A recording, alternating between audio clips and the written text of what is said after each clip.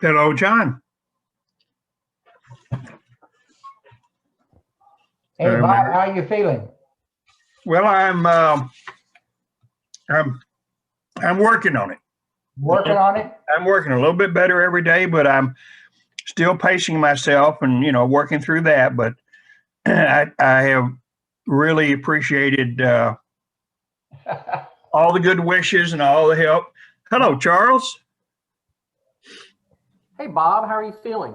Well, I'm as I was telling John, I'm feeling a bit better every day. I'm just having to pace myself, but I just that's probably the hardest thing for me. But I'm working on it.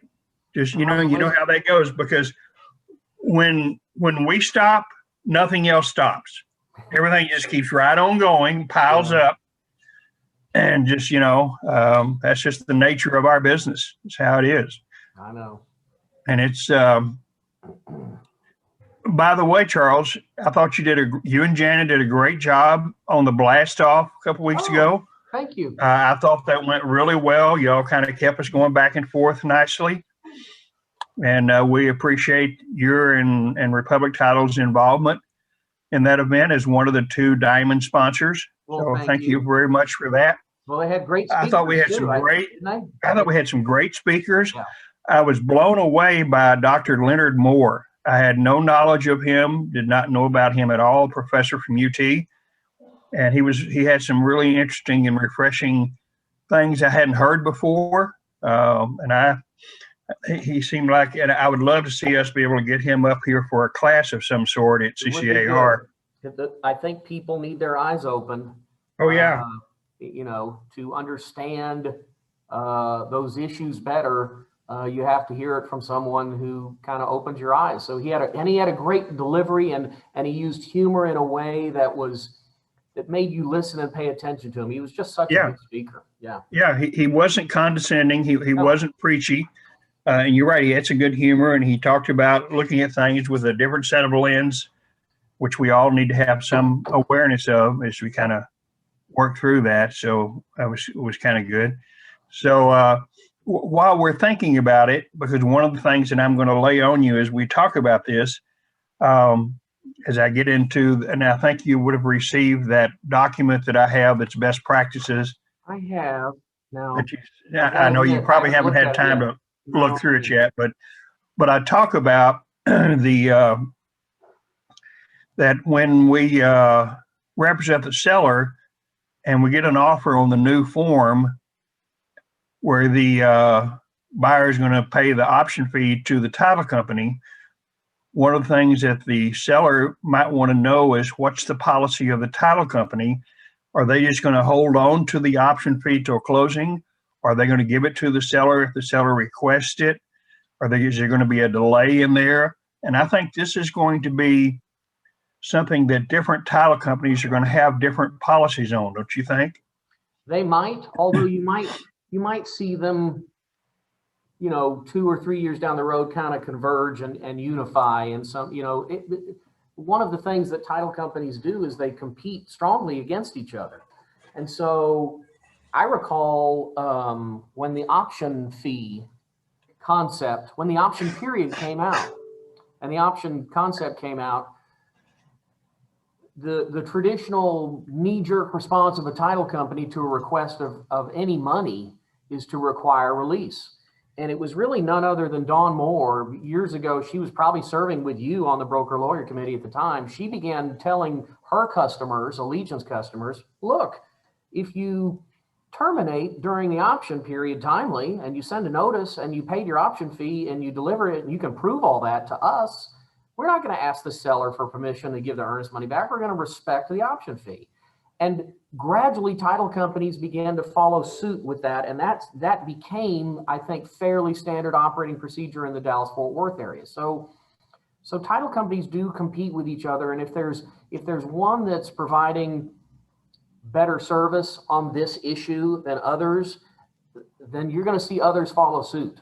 I think you're right. Competition is a good thing. It is, but it's going to require the agents to pay attention and to educate themselves about how this is being done. Sure. because a lot of agents are clueless about the this. thing that I didn't realize, title companies wire money all the time, everywhere. And the reason that they can wire money so easily is because they keep millions, tens of millions, or in some cases, hundreds of millions of dollars with these banks.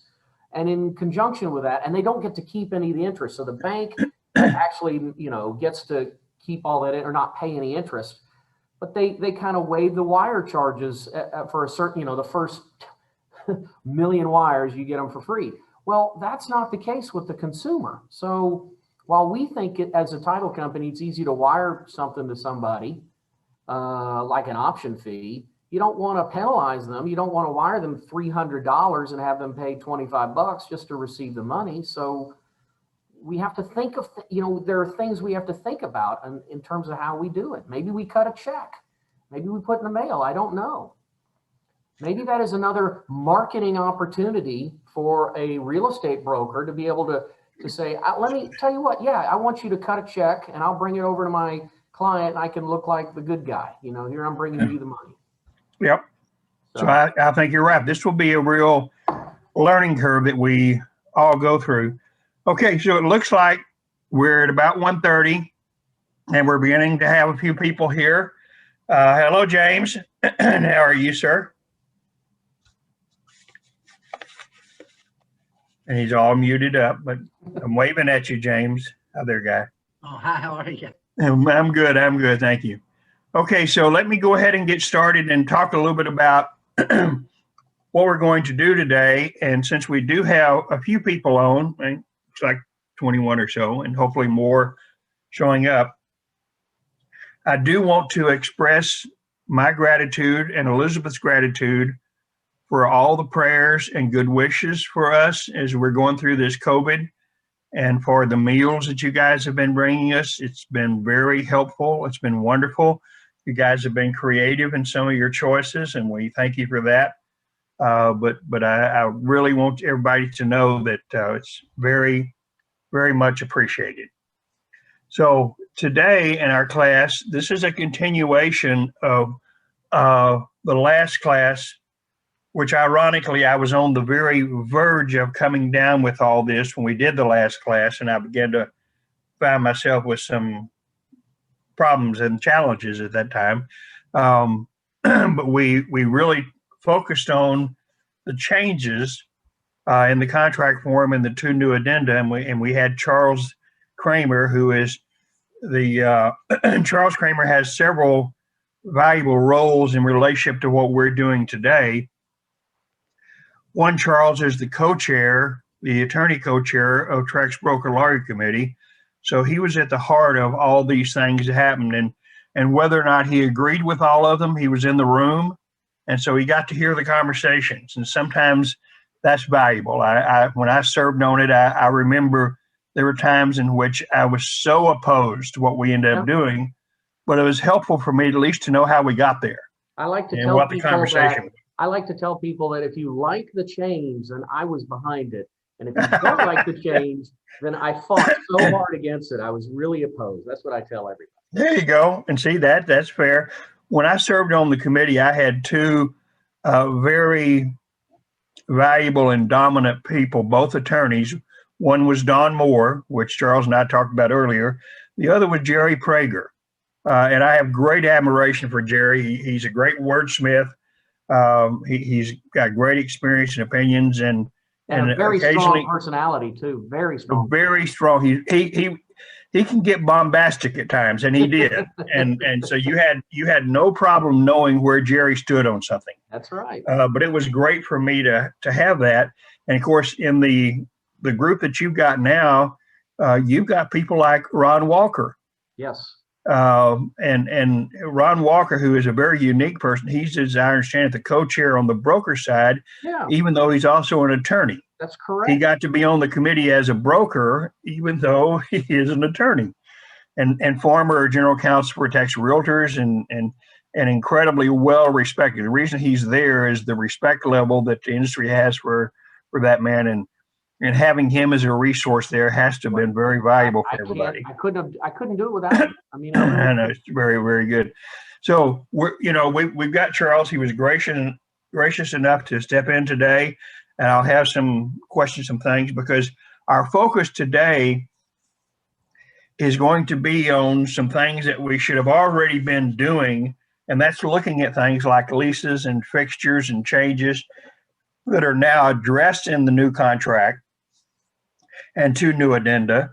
We will spend some time on what I think was the change that got a lot of notoriety, and that was the change of who we pay the option fee to, and we pay it to the title company rather than the seller. And that was for a lot of people, for me, frankly, that was an emotional change. But that's not the big change. The big change, frankly, are the leases and the fixture leases and the 2 new addenda. And those, we're going to talk about best practices. I've sent out to everyone. Hopefully you've got it, and Laura was able to get it to you, or it might be up on chat. And we talk about, what we need to focus on, what we need to think about. And so it'll be very important, hopefully, that you've got that information, particularly that you've got the new draft of the contract and the 2 new addenda, because in order for us to get through the next probably at least next 2 months, if not 3 months, certainly to get through the time frame between when these forms are available for voluntary use after February 16th, the TREC meeting, till March 31st, they become mandatory April 1st. Our ability to understand and to know when to use and not to use and what to do when it's used, and we've got a listing, we have to be familiar with this. I mean, it's going to take us as agents to step away from the normal thing that we do. We have a tendency to read a contract, to read a paragraph, to read an addendum when something pops up. When something happens, we say, oh, wait, I need to see what that sale of the property addendum really says. Oh, what is that backup contract really? Was it? That's the normal human nature tendency. You got to set that aside now, because you're going to have to be proactive as a buyer's agent, knowing what the choices are. You're going to have to be very knowledgeable as a listing agent when offers are made to you on the new form. That's the wrong time for you to stop and start doing your homework. You need to already be aware of these, be aware of the changes in the contract and the various paragraphs that we'll talk about, and especially be aware of the 2 new addenda in case either or both of those apply to a specific transaction. So this is something that you're going to have to work on ahead of time rather than just wait and see kind of what happens later. So I'm going to really several times harass you about that, encourage you about that, because I understand the human nature factor. We all do it. We wait till it's staring us in the face, and then we say, oh, wow, I really should know how that works, shouldn't I? Oh, I'll just call somebody. Okay, fine. And you call Charles, or you call me, or you call the hotline or something like that. Or maybe you can call the Texas Realtors, legal hotline. And you have to remember, you have to take all those answers you get from the Texas Realtors legal hotline with a grain of salt, because they're very careful to say, you know what?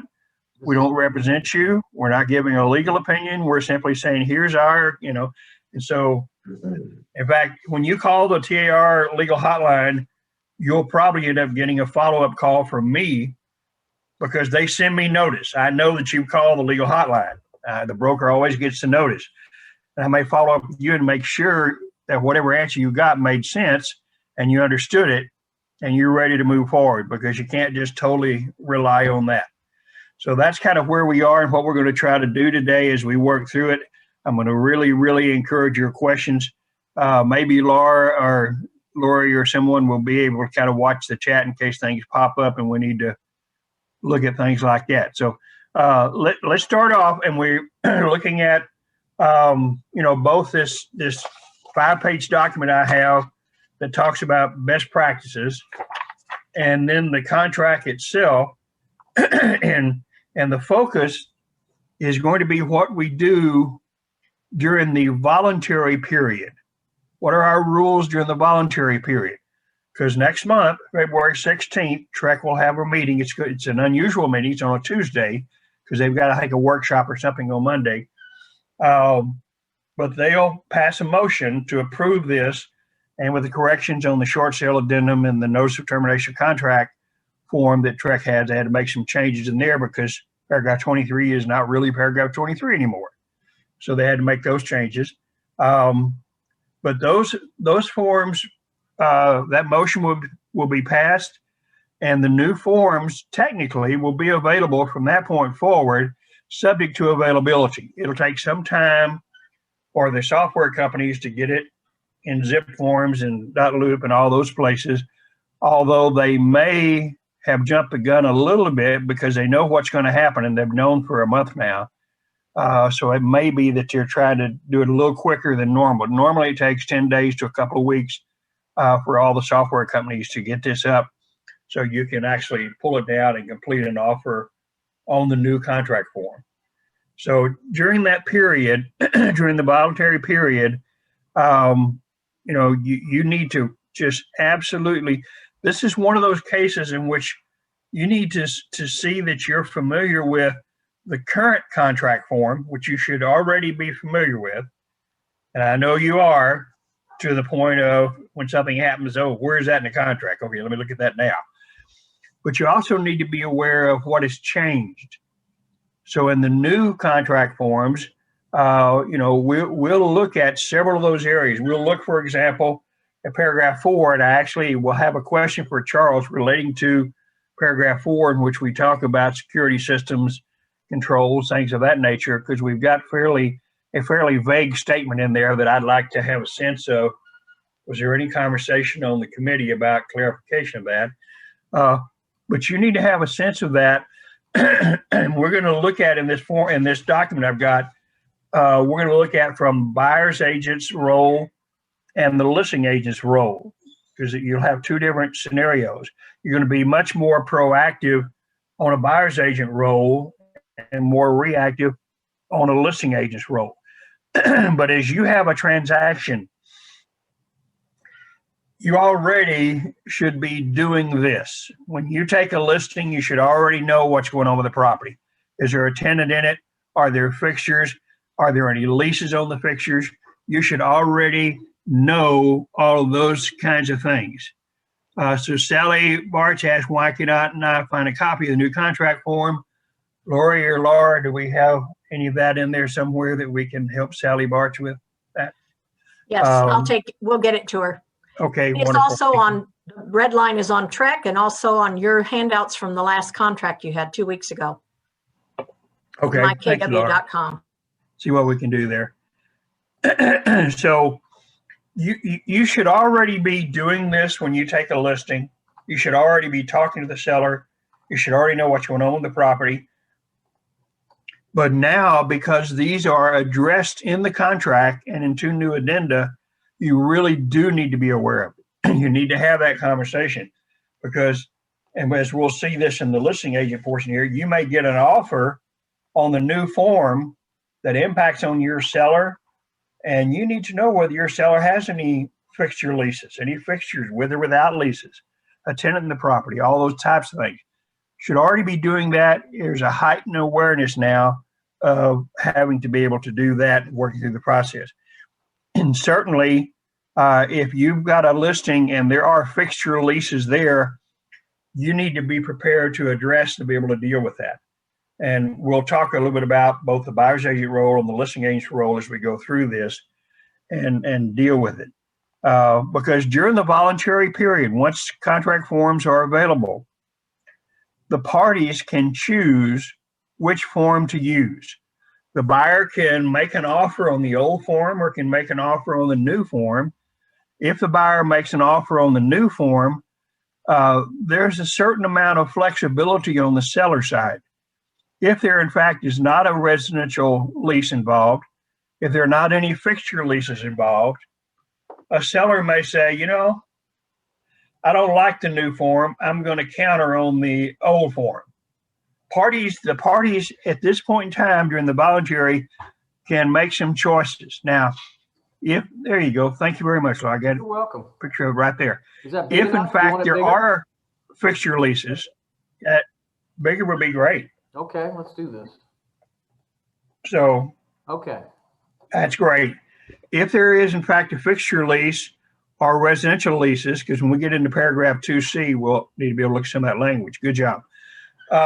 If there are there, it would be appropriate for the agents in the transaction to recommend to their clients to use the new forms, because those new forms address these issues. And so it'd be important for the parties to be able to address and make choices and understand there are certain disclosures.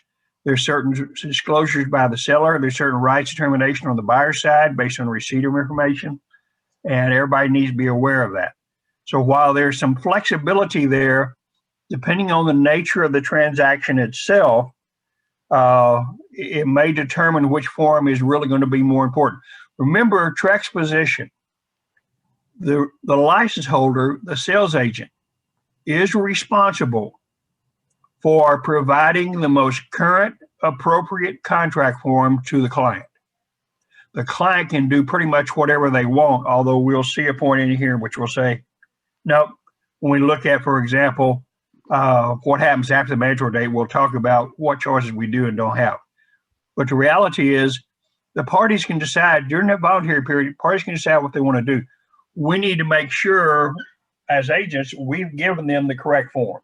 We've given them the most appropriate form. If we don't do that and anything goes south in this deal, TREC may well find us negligent and take action against our license. And for all of you here on this call, and you know my big concern here, when they take action against your license, they also take action against Mike Brody's license. You don't want to be in that boat. You want to avoid that at all costs. So try not to get in that point. So depending on the nature of the transaction, the voluntary period, we may use the new one, may use the old one. So that tends to be specific to the transaction itself, whether there are fixtures, there's a lease. Now, virtually all transactions will address the option provision, and there's a choice, you know, in dealing with this, and I talk about this in the buyer's agent role. You know, all that really happens when they choose which form to use is it impacts on who is going to receive the option fee. Who's the buyer going to pay the option fee to? Seller or the title company? Because depending on which form they use, it's a different provision. And they could decide which one that they want to do. We talk about, when we look at the listing agent role, how the listing agent will have a conversation with the seller about the timing of the receipt of the option fee and if that's a concern of theirs or not. So they can decide on which one that they want to work through. Now, Bob, in the contract itself, yes, question. Yes, sir. Yes, I want to make one point that I got from TREC about which form of contract to use. And it really doesn't go against anything you said. What I agree completely that you need to use the most appropriate form that's available to you. But TREC hinted, suggested, told Ron, who told me that, and I'll use an example so that we get, let's say we're approaching the April 1st deadline where everything goes mandatory. And let's say that a broker for a buyer and a broker for a seller are negotiating March 27th, 28th, and 29th on old form. And the negotiations carry over into the April 1st mandatory deadline. TREC has said to us, look, there is going to be a spillover period. We don't expect that everyone is always going to, on April 2nd, start using the new form, especially if it's a continuation of negotiations on the old form. So we are not going to discipline people if a contract on April 1st or April 2nd is executed on the old form. They should, you know, it's not to, I don't want to let people say, I don't want to give the impression it's okay to use the old form whenever, but just remember that there is going to be some leeway, and they recognize that there's going to be kind of a spillover period before and after that April 1st date. Well, that's good to know, because there will be. Yeah. We do know every time we have a new mandatory date, we always will have that lag time of when agents start really using the new form. So it's good to know that TREC is somewhat receptive and kind in dealing with this. So that's good. Thank you, Charles. Sure. So let's move up into paragraph 2C. as we slide up a little bit here on the what we have on the screen. Okay, look up for the paragraph 2C. And I have a comment. See, you have in paragraph 2C accessories. One, you have a reference to security systems that are not fixtures. And then we talk about controls, including transferable rights to software and applications. And I would suspect you would have had a significant conversation on the committee about that. And I'm not sure that I'm comfortable with how well defined this is. I know you try to do it where you talk about, transferable rights to and software and things that control improvements, accessories, which could be all kinds of things.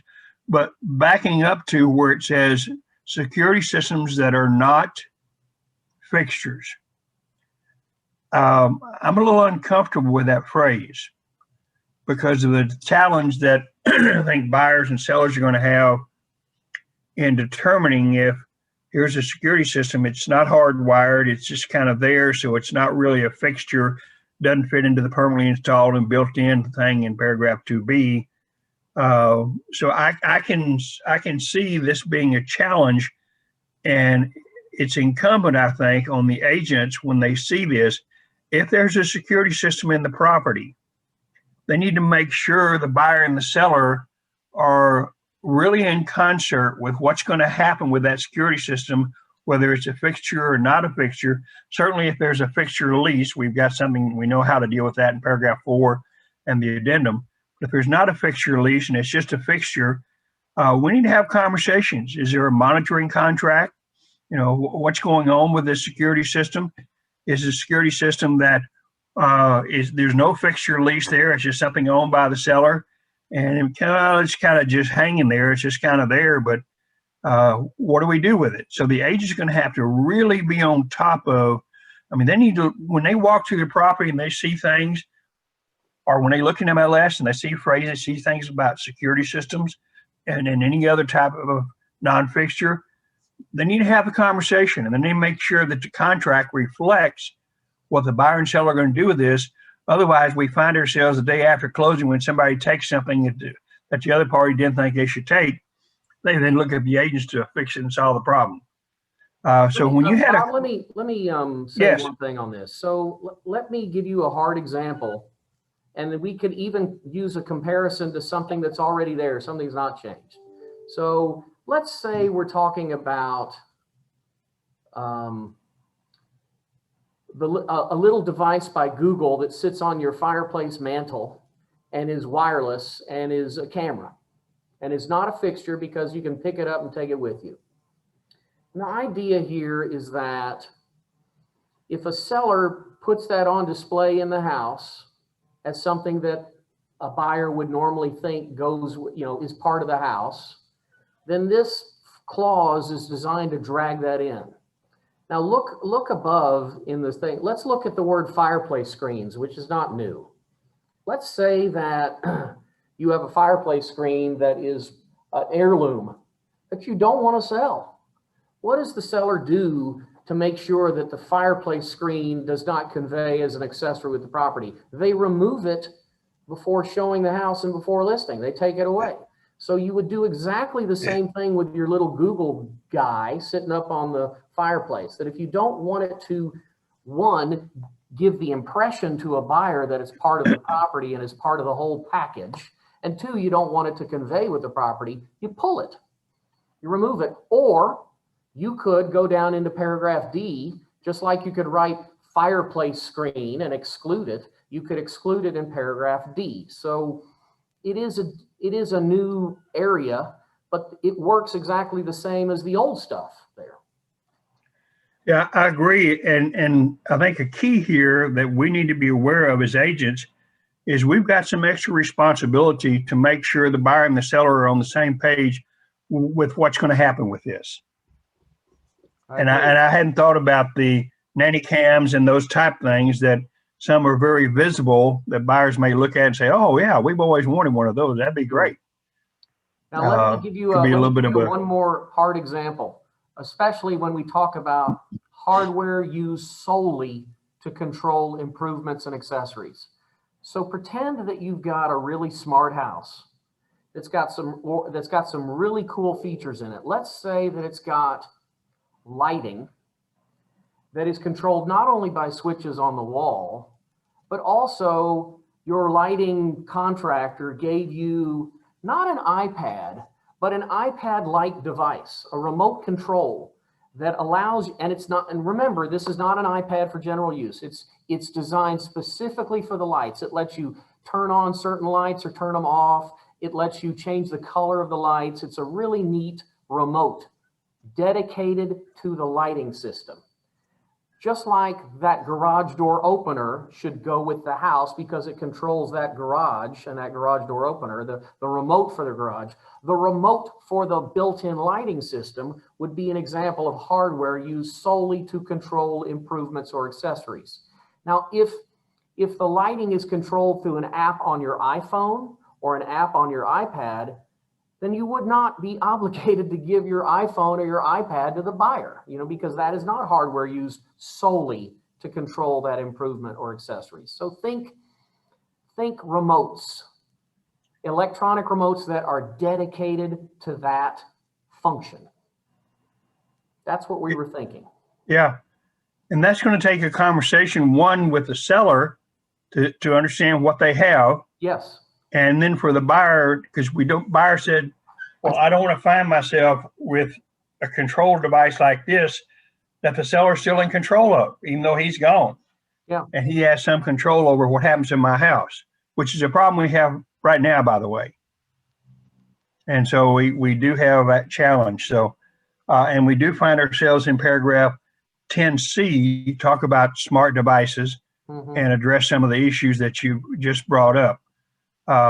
So I think because of the added language in paragraph 2C and deal with under accessories, we're going to have to be extra diligent as agents to make sure whatever is there that might fit under these things, that in fact deal with. And we can't just rely on the seller to address the transferable rights and make sure it happens. The agents are going to have to follow up. The agent's going to have to make sure before closing that in fact these are addressed, and if there's hardware there, if there's things that are transferable, that in fact is done.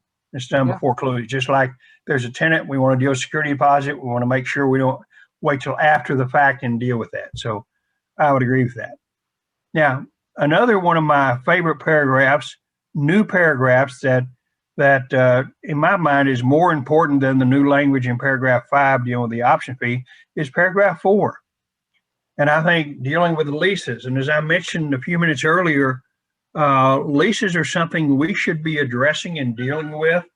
It amazes me. I'll get a phone call from one of our fine agents, and we've just discovered a week before closing that there's a fixture lease involved. And no one had talked about it. The buyer doesn't have a copy of it. The seller doesn't even know for sure what the terms of it are. In some cases, the seller can't find a copy of the fixture lease. This happens not only with big items like solar panels, but security systems and other types of things. And we see some examples of fixture leases there, water softeners, propane tanks, so forth. But because we now, and this is a very good thing, the Broker Lawyer Committee did a good job of now having this in the contract. So because it's there now, we're more aware of it. It's a heightened awareness of something we should have been dealing with anyway. Any fixture that's on the property, if you've got the buyer, your immediate conversation needs to be, okay, let's all agree that's a fixture, that's a security system, that's a fixture. By the way, I noticed you have solar panels here. By the way, is there a lease? Is this assumable? Is this assignable? We need to see this. And because now we actually address it in the contract in paragraph 4. And then we've got a whole new addendum, a fixture lease addendum that has some choices, some disclosures in it, some choices by the seller, and some rights of termination by the buyer. This was a very important step forward, but because this is here now, I cannot overemphasize the importance to our agents as they work with their clients to make sure the agent understands what this means for the seller and what this means for the buyer. In fact, one of the things, and I say this in my role for a listing agent in my little thing here, your knowledge of these changes and what they mean to a seller, for example, this can become a really important part of your listing presentation, because you can help your seller understand you're on top of something that really is important to the seller, and that if your seller gets an offer from a buyer who's making use of the new form, you can advise them because you're familiar with it, you know about it. That's something that I think a seller needs to be aware of. And frankly, over the period from the middle of February to the end of March, I don't think a lot of agents are going to be on top of being able to express to their clients, to the seller clients particularly, their knowledge of this. And I think if you have knowledge of this, you understand these changes, I think that gives you a little bit of a leg up in dealing with on your listing presentation. I think it'll be important. So Charles, in this paragraph 4 and the leases, we start off with an interesting little statement. Except as disclosed in this contract, seller is not aware of any leases affecting the property. Was there a presumption on the committee as you dealt with this, that we can rely on the seller disclosing or not disclosing the existence of leases?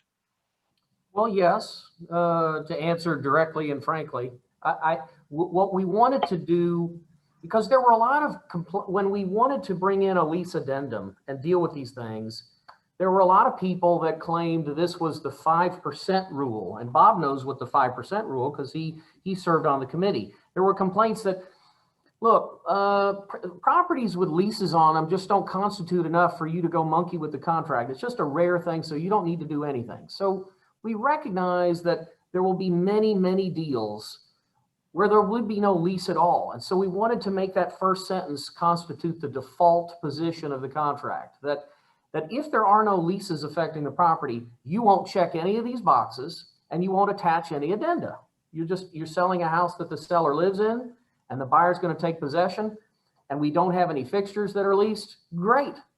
We won't check any of these boxes, and we start with the default position of seller has not leased out any of this property, which is still going to be pretty common. I think you're going to have many times where you do a deal where you don't ever check any of these boxes, you don't ever attach any of the addenda.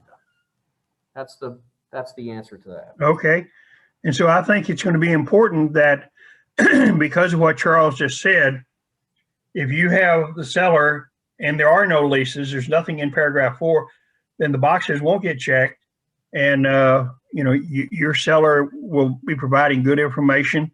And a buyer, when they make an offer, hopefully a good buyer's agent will have inquired of the listing agent, you got any leases? You got any fixtures? You got it? And so they'll make the proper choice in paragraph 4.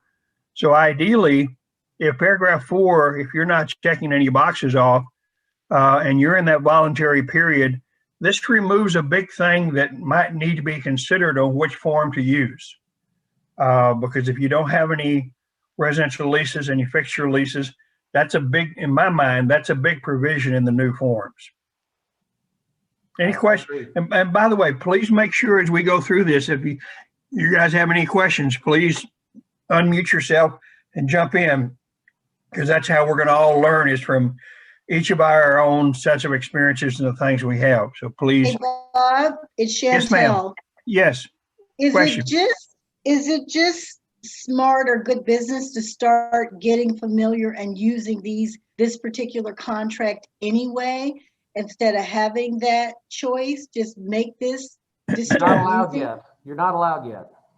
Yeah, not till after February 16th. When the time comes, yes. Yeah, okay, when the time comes. That's a great question, Chantel. And let's consider, first of all, whether you have the buyer or the seller. And the reality is, if you have the buyer and you're in a multiple offer situation and you've gained some good information from the listing agent and none of these things right here apply. And so really the big choice that you're making is the option fee to the title company, to the seller. It may well be that if the listing agent on this property, in which there may be multiple offers, is not familiar with the new form, if you make an offer on the new form, this might put your buyer at a disadvantage. Now, it might not, but you need to your knowledge of this, your use of this is going to be subject to some other things going on. However, I do want you to absolutely be comfortable with it, because if you got a buyer and a buyer says, "Oh, Chantel, I've heard about this new form of these new choices. What do you know about that?" And your answer doesn't need to be, "I've heard that too. I wondered how that worked." Doesn't need to be your answer. Your answer needs to be, "Yeah, I can discuss that with you. Let's talk about it and see if there's anything in that you want to use." Certainly, as a listing agent, when you receive offers, you want to be prepared to advise your seller client, depending on whether you get an offer on the new form or the old form. So after they become available, after the middle of February, I think that the sooner you start using and becoming familiar with the new form, the better you're going to be. And while I appreciate Trek's flexibility and giving us a little bit of leeway in April 1st and April 2nd, if you've got a buyer and you're starting to make an offer and it's, March the 27th, I think you need to be on the new form, not have any challenges as you move forward. And when we get to paragraph 5, I do have a question about that I'm going to ask Charles from a title company perspective. Okay. But Chantel, I think that becoming familiar with these forms is going to be really important.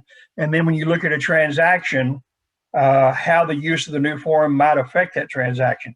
If your buyer's in a really strong negotiating position and you're not in a competing offer, then your buyer just makes a decision and say, "Well, I'm now familiar with the new two forms, and here's the one I'd rather use, because I'd rather pay the option fee directly to the seller rather than the title company, or it might be the other way."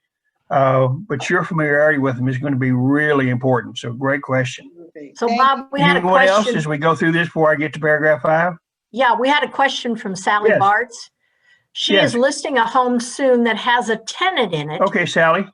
And she wants to know if she uses the new form or wait till February 1st. So she cannot use this contract right now. Yeah, let's get that clear. Not- We're talking about forms that are not yet available, and they will not become legally available until Trek, at the earliest, has their meeting on February 16th.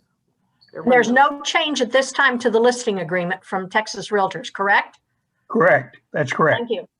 Yep. But she needs to be prepared that as you go through it, but right now, she's going to have to deal with this tenant on her listing in the old fashioned way, actually in the contract, and calling Charles Kramer and saying, "Help me advise my seller on what we do here." Yeah, we can help you. It's fine. Yep, absolutely. Great question. If it doesn't get leased or sold until after the new forms come out, and I have already started with the old forms, I'm like, uh-oh. Well, no, you're fine. The reality is, and Charles helped me with this part. Let's say that she's got the listing, and it's after the February Trek meeting, and the new forms are available, and her seller is in a contract. Hopefully, in that contract, they've addressed and dealt with the residential situation, not using the new addendum because it just wasn't available yet. But Charles, after it becomes available, if the buyer and the seller want to amend the contract, add the residential lease addendum. Sure. Is that something they can do? Sure. Might need a little Okay. attorney wording if you're going to use an addendum form, but you could incorporate some or all of this language in paragraph 4 and an addendum, Okay. But Sally, Okay. the thing you need to remember is on January 25th, as we speak today, you can't use this. They're not out. So you have no choice. You have to do it if you're negotiating now. If your negotiations start after they're out, then you've got some choice. It's that simple. Okay. And of course, Sally, the big question you need to have with your seller who has a tenant in the property is that tenant going to stay or are they going to go? And if that's the case, how do we do that? Keeping in mind that the agreement between the seller and the tenant is between them and has nothing to do with the buyer or the purchase contract. And so they need to reckon, and in the residential lease addendum, it actually refers to this does not affect the actual lease itself, because that's a separate document. But your seller has to make that decision. And part of that decision will be, who is a likely buyer? Is this going to be a good investment property that most buyers say, hey, we love this property and we love the fact there's already a tenant in there and it's a good rent, so yeah. Or they say, no, we want to live in the house, so the tenant needs to be gone. So you're going to have to help the seller make a decision what they're going to do when they list the property and what they're going to do about this tenant. And just, keep in mind that as they go through that, you've got two whole entirely separate things. You got the purchase contract, you got the lease between the seller and the tenant. Two different scenarios, but good question. Okay. So let's go to paragraph 5, next page of the contract. And this is the one that I suspect, because as I recall hearing that the Broker Lawyer Committee received a lot of feedback from realtors and associations and the public on this change. And one number that I heard is that you guys had like 150, people who gave input. I would suspect that a significant number of those related to the change in the option fee. Is that probably a good assumption? Easily. In fact, at our longest meeting where we tried to tie all this together, we kind of did a tally of those in favor of these proposed changes and those against. And I would say it was easily 90%, 85 to 90% in favor, and 10% to 15% opposed. And those that were opposed were vehemently. We had some people say, I will resign my license and quit the business if you make this change. That's how opposed they were to it. Wow. But one of the interesting things is that we had a hard time getting Texas realtors on board with it. They originally, like a lot of their members, they don't like change. Nobody likes change. They're hesitant. What is all this about? And finally they said, if you're gonna involve the title company in the option business, then we need to move. They wanted to, and that's why it's consolidated. Paragraph 23 was moved into paragraph 5, so that if we're going to talk about the title company and what they handle, let's all put it together in one big paragraph. So that was a change that was made to make Texas realtors buy in. As I understand it, at some level, and this may have come from you, the reality is this practice of paying an option fee to the title company, that practice already existed in much of Texas. Wow. Yeah, we received, in fact, this is all public. So if you really know where to dig on TREC's website, you can find various minutes with the hundreds and hundreds of comments and thousands of emails. And one of the emails, and it was interesting, this particular person was arguing against their own point and didn't realize it, but they were arguing against this change, saying, I don't think title companies should hold this money. I talked to my title company. Now, this is not in the Dallas-Fort Worth area, and this is what this agent said. I talked to my title company, and she said that she has in her drawer 50 option fee checks from different customers. I'm not sure Wow. what the point was. If anything, that suggests that the language as it currently exists was being violated so often and so prevalently that we had to make a change. When you see a reality, when you see a practice that is not permitted by the contract, and it happens over and over and over, and despite all of the education, there's just this willful desire to violate that for convenience, then you begin to ask yourself, well, do I remain high and mighty and just say you shouldn't do it for 8 or 10 years, or do I need to change the words to fit the practice? And so this was not a big problem in Dallas-Fort Worth, admittedly.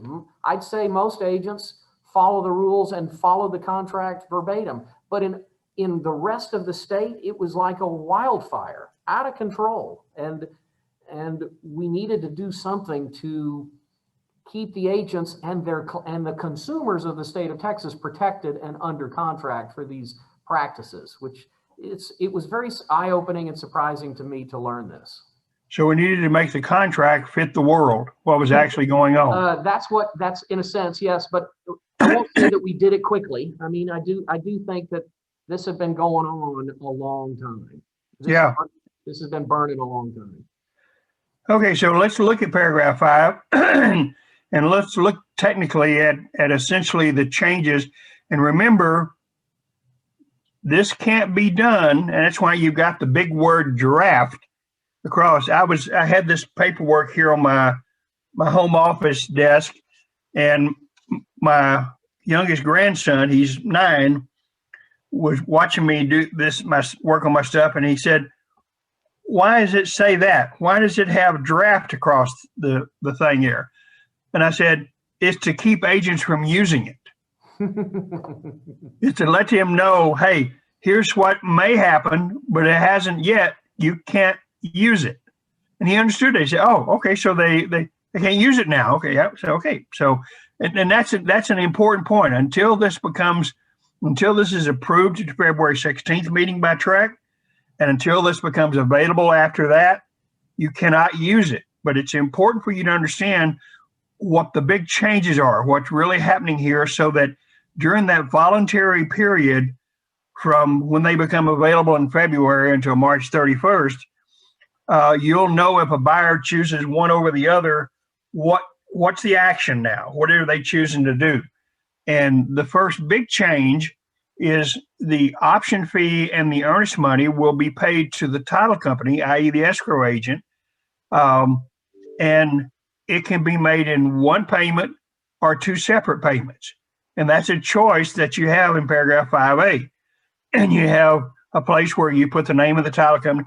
This is where, by the way, it's going to be really important that we actually put the name of the title company and the address in here, as opposed to simply delivered to Kelly Wall. No.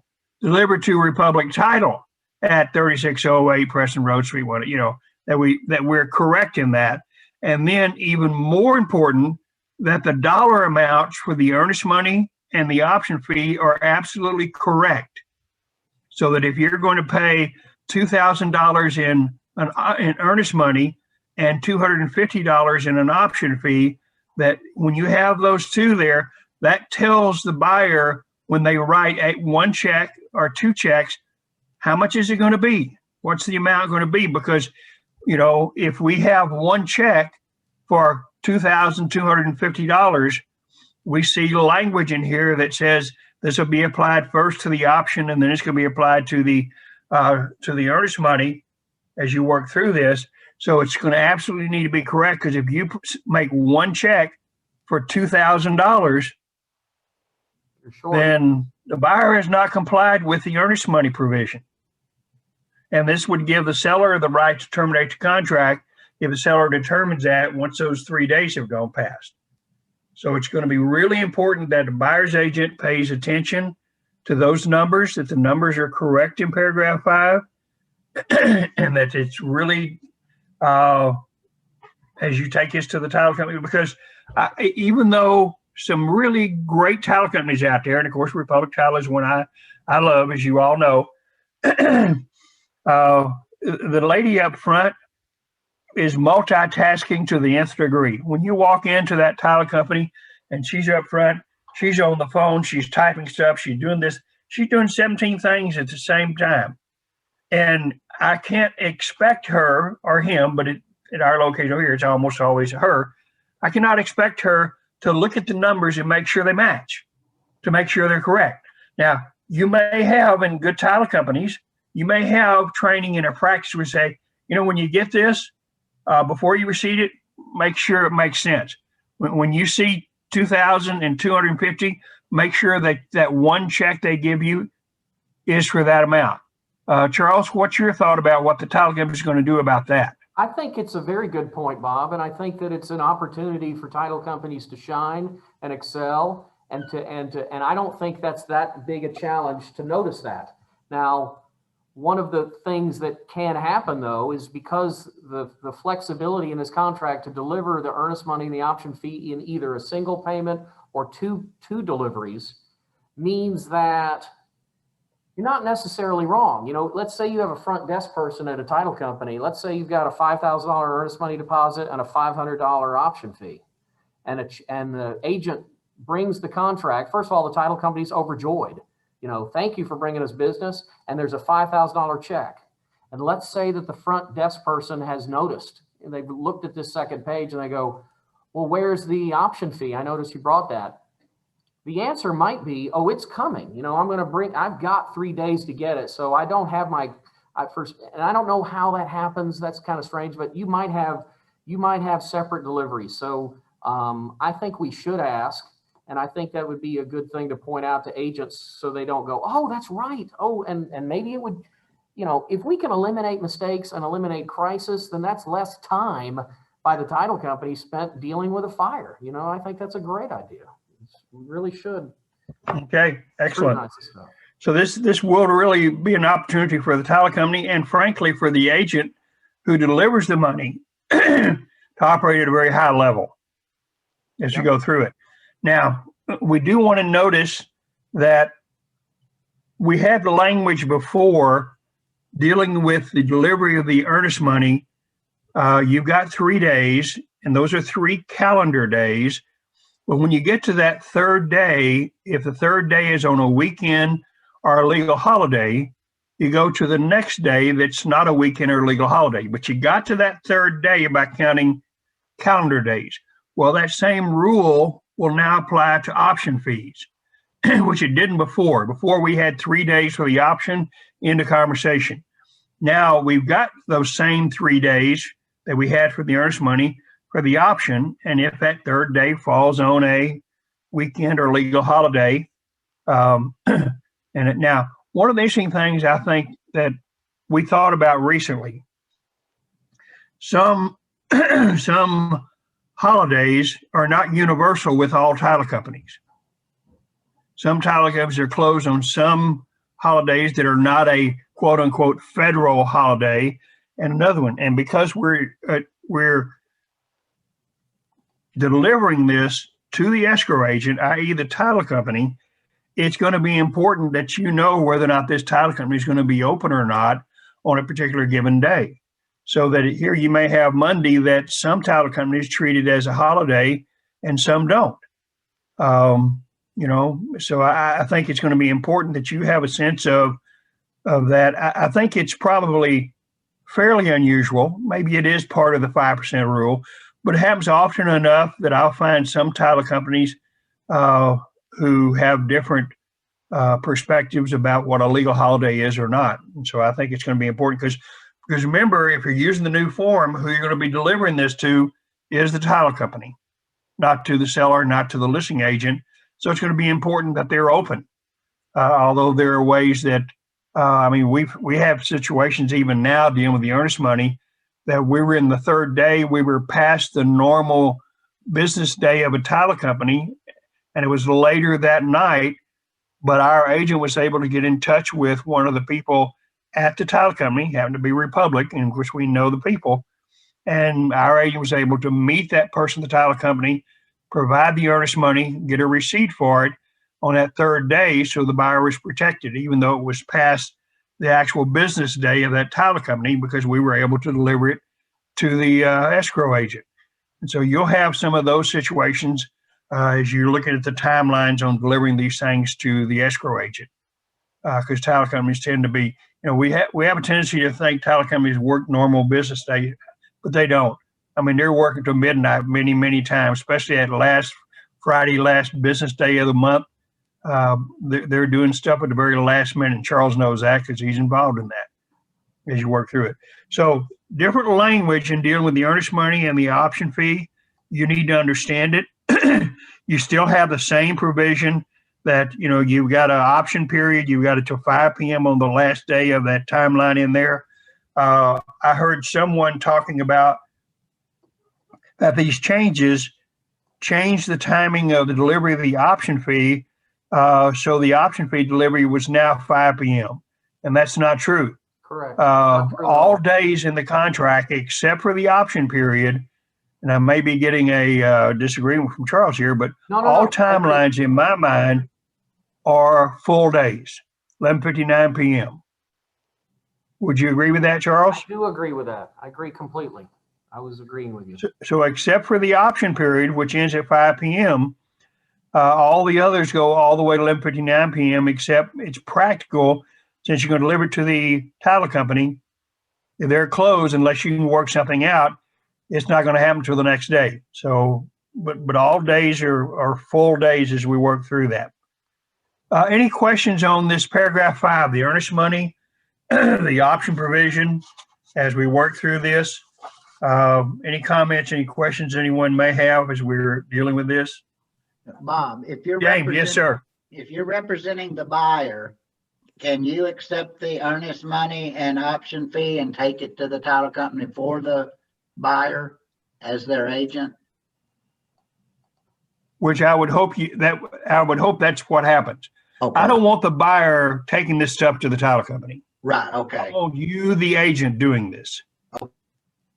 Let's be Because clear. Let's be clear about what it means to accept. If the buyer is giving you their check, personal check payable to the title company, that's similar to option fee. Earnest money practice. So that's fine. What I have been asked recently is, if a buyer wants to Venmo you into your bank account their option fee, is that commingling of funds, and can you do that? And my response was, I don't like it. I'm bothered by that. That's like taking a check from a buyer for earnest money and depositing it and then cutting a new check from your account. I would avoid that if at all possible. Okay, I hear what you're saying, and I think we've kind of had this conversation at some point in time, and it's a different thing at some level of when the buyer gives the agent the $200 check for the option fee, and then the agent deposits it and then writes another check. To me, that's a little different event than the buyer is out of state, out of area, and so the agent personally writes a check for the $200 to the title company for the option fee. They don't receive any money from the buyer. Yeah, They simply make that payment, which I think they're able to do. I do. You're advancing that money on behalf of your client, who will later reimburse you by contract. That's fine. I don't see a problem with that. Just try not to accept their money by Venmo. So I think we're good with that. But yep, I agree. But I do think that when your buyer gives you the earnest money and the option fee, I think it's the agent's responsibility to take that to the title company. I don't think you should tell the buyer, oh, here, yeah, okay, that goes to the title company. You know, here's where they are. Why don't you go? And the reality is, what happens is they see Republic Title and there's 17 different locations, and they just pick one. And now you got Republic Title sitting there going, okay, so whose transaction is this? Which title company they want? Because they may not even have an address in paragraph 5. Yeah. And that gets to be a real problem. That's why I want the agent to take the responsibility of doing that as you work through that. Does that make semi-sense? Yes. Now, one of the things, and I talk about this in the document I've created, best practices for a listing agent. When you're in the voluntary period and you may receive offers on the new form or the old form, the seller needs to understand that if the buyer chooses the new form, then the option fee is going to go to the title company, which may change the timing of when a seller may receive the option fee. And I think, and Charles and I talked about this before, I think this will be policies of the title companies. They may just hold on to it and deal with it at closing. They may send it to the seller upon request. How they send it to the seller, you know, maybe the agent comes by and picks up the check. It probably would not be a good situation to wire that $200 to the seller, because there could be a cost to the seller for that, and that doesn't seem to be reasonable. But I think as we go through that process, the seller needs to at least be aware that there could be a difference on the timing of that option fee. And so if the seller is concerned, most sellers won't be concerned, but if the seller is concerned, well, wait a minute, if I'm going to give them a 10-day right to walk away from this deal and I'm going to get paid for it, I want that money and I want it right now. I want it right away. You know, and normally in the old contract, they get it right away and they go cash and go have lunch. Yeah. But it may be the seller says, you know, I'm looking at this offer and it's got a name of a title company. Bob, I want you to call the title company and see what their policy is. And then based on that policy, the seller may say, well, I'm not going to accept an offer with that title company because I don't want to have to wait for the 10-day clear in the bank period or until closing or whatever, or make a request for it and have to pay a wiring fee. So it might impact. Now, I would say that probably easily 90-95% of sellers won't care one way or the other. They're not even truly aware of the fact that that option fee is their money and they can do whatever they want to with it. They're just happy to get it at closing. And that's what most of them are going to do. But because you may have a seller who says, whoa, where's my option fee? You need to be aware that the timing of the seller receiving the option fee could depend on how the title company chooses to handle it. Would that be right, Charles? Yes, you make a very good point, and I'm going to dovetail on this and highlight something. So just as every contract is different and how you act and which route you choose depends on your particular client and their needs, look at this. You may not even remember this as a change, but remember in the current contracts, you have a box that you check as to whether you're going to credit that option fee to the sales price or not. Now, I'll say about 95 to 99% of the time, the box is checked for this. The option fee will be credited to the sales price at closing. And I think the broker-lawyer committee, just to simplify things and to have less boxes to check, said, well, if it's getting checked this way 99% of the time, let's just make that the default. That may not fit your deal, especially if you have a deal with a seller in a multi-offer situation where the option fee is significant. You can have that pushed back. You would have to contradict that in special provisions, but remember, that's the default. And if you want it to read differently, you're going to have to write something in special provisions. That is a great point. And in our negotiations for multiple offers, we made that point, and we actually had a couple of agents who had buyers who were so aggressive, they paid a $500 option fee that was not credited to the sales price. Essentially, they were saying to the seller, here's $500 for me to be in the honor of being in a contract with you. And it's yours to keep regardless of what happens. Yeah. And so he's exactly right. That was a change in this, so that if your buyer is aggressive and wants to do that, they're going to have to go to special provisions. Now, I would treat that as a business detail, and I would say that if we've got an email from our buyer saying, yes, that's what I want to say, it would be my opinion, Charles, and please correct me if I'm wrong here, that I think that's a business detail that the agent can put in paragraph 11 if they have those instructions from their buyer. I agree. You're not creating any legal consequences for anything. You're just acting, the broker and the agent are acting as a scribe, and they are writing what their client tells them to write in special provisions. So easy. Okay, excellent. Now let's go to paragraph 10C, which is, they're on page 6 of the contract.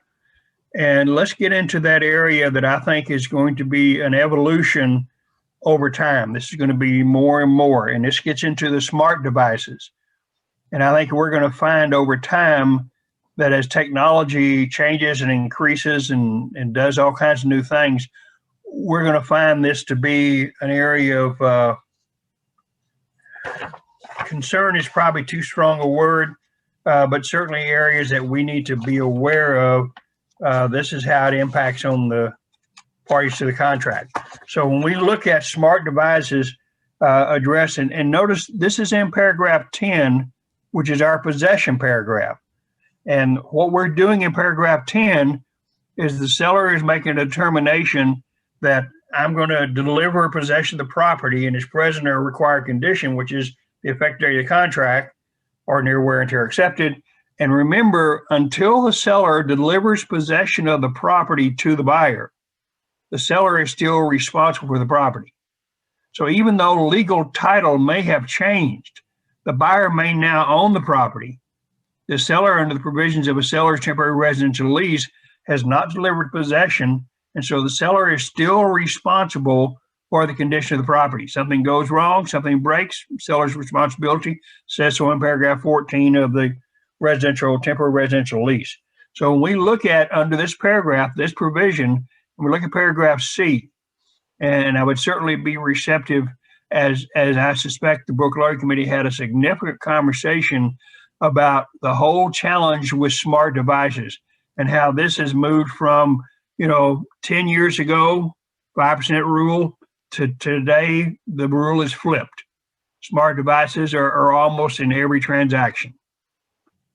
Yes, and I'm proud of this language, and at the same time, I'm going to say that this was the hardest. First of all, the broker lawyer committee didn't draft this in the normal way.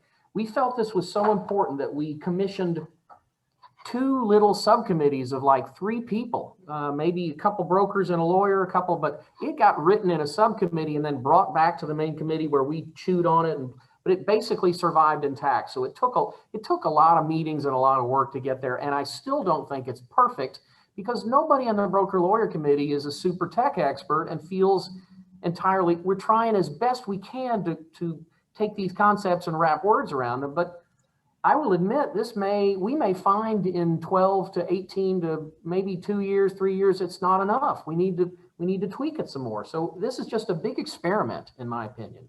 Well, my first challenge with the language in the very first sentence talks about connects to the internet. That presumes all smart devices connect to the internet, and we know that's not the case. And we're going to find that to be more and more the case, that there are other provisions within a property where smart devices make use of technology that doesn't use the internet. And so I think we're going to find ourselves having to expand on how we define what a smart device is. So I think to your point, Charles. Do you mean like Bluetooth and things like that communicate? And a ring. How about a ring system? How about smart systems, smart thermostats, where while you can use the internet, you don't always have to use internet. You can actually be in a property and have a programmable smart thermostat and sit in the living room and change the temperature in the property and never go onto the internet. I mean, we have that right now. We have that with ring systems. We have that with nanny cams. We have the other things that are using, for lack of a better word, an in-house system, in-house electronic system, maybe using the Echo system, the Amazon Echo, things of that nature, where you don't actually access the internet. So I think we're going to find that that's going to be, to your point, that we're going to see some evolution over the next few years, where we're going to see technology out there that has nothing to do with the internet, especially as people become more and more concerned with how people are able to hack the internet and gain access to their property and be able to do things to their property. I think we're going to find people look at alternatives other than being able to do all these things in the internet. And remember, you're getting this from one of the least technology capable people in our entire office, and that's me. So if I've got some sense of this, you can imagine how the knowledgeable people out there are going to be addressing and dealing with this. Yeah. But to the language that you did finally end up with, I think it's good where it talks about the remote use, the monitoring, the management of, deals with all the items. And I find it interesting where you talk about the non-realty items and then the fixtures, and then fixture leases that are be assigned and dealt with it. I did find that when you talked about under C2, where it's an obligation of the seller to terminate and remove all access and connection to the improvements, accessories to many sellers' personal devices, including but not limited to phones and computers. That's something we've had a challenge with. To one degree, not anybody was being devious. They just didn't know better. Yeah.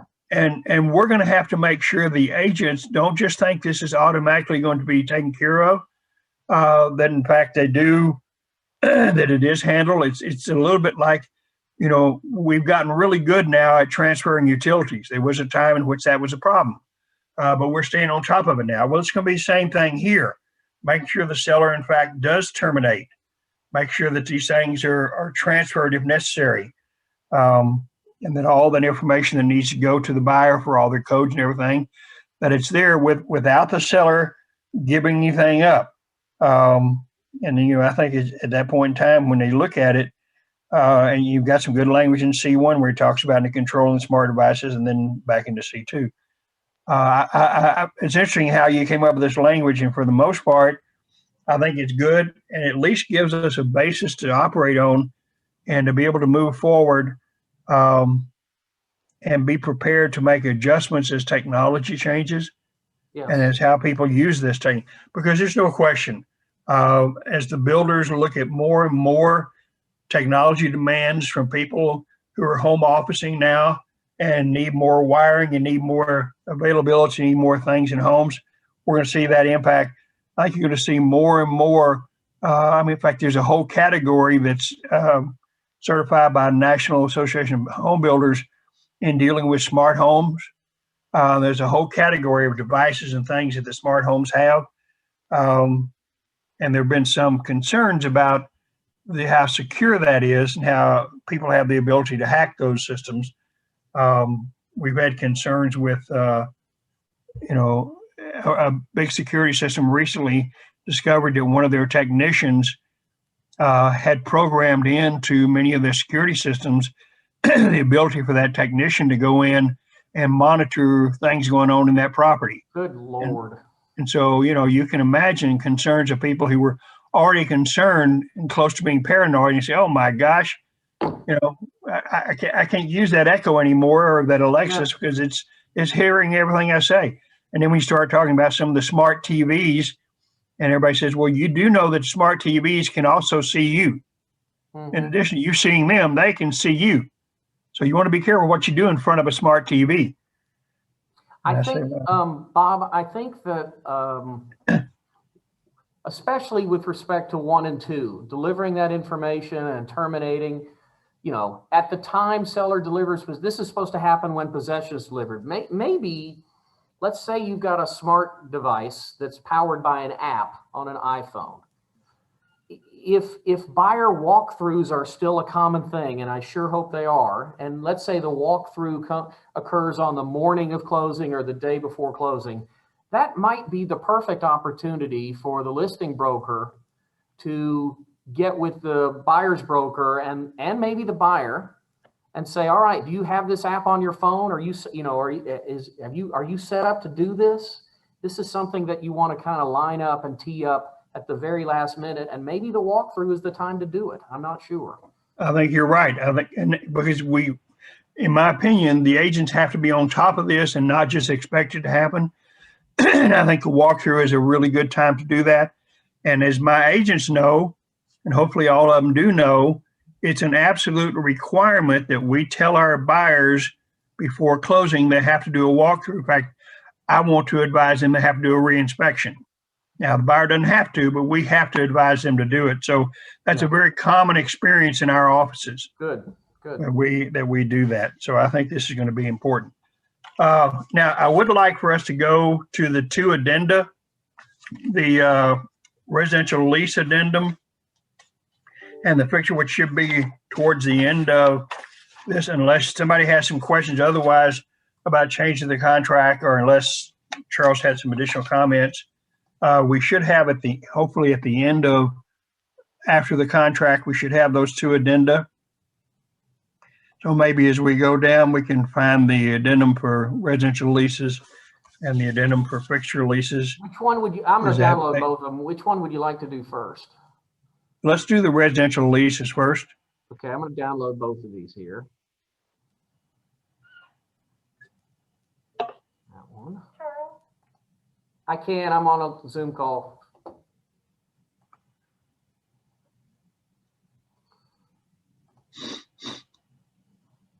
Because while he's pulling this up on the residential lease, notice that in the contract itself, the new language in paragraph 4 of the contract references to a residential lease, that if that's part of it, if that box is checked off, that it has language where this addendum is automatically attached to the contract, and which means that in paragraph 22, where we list all of our addenda and exhibits, that box will be checked in paragraph 22 of the contract, which makes it part of the contract.